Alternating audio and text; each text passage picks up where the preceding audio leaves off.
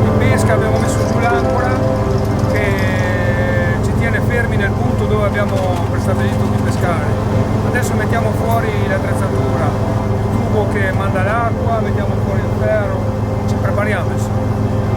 Questa va tutta di pesca.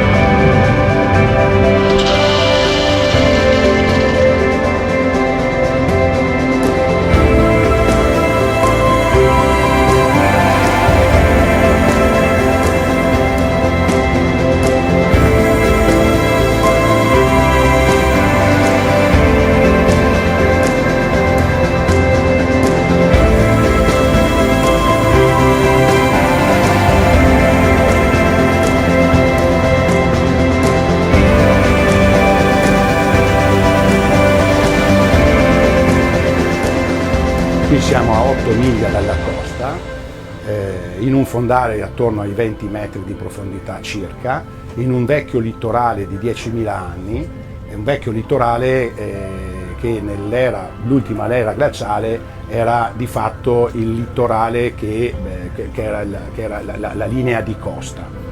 Questo sedimento particolare che ha una granulometria della sabbia idonea e caratteristica soltanto di quest'area riesce a trovare il luogo ideale perché il fasolaro può insistere.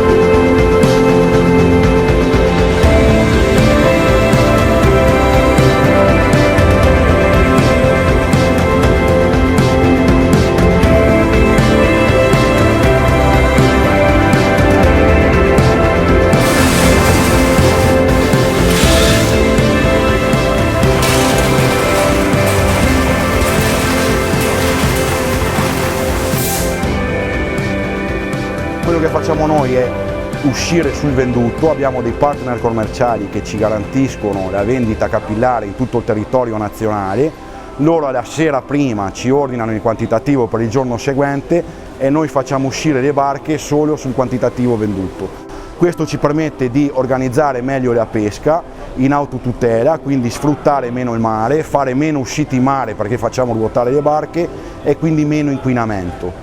Noi produciamo all'incirca 1,5 milioni di chili all'anno e questa è la produzione che riusciamo a fare noi da Chioggia fino a Marano Lagonale.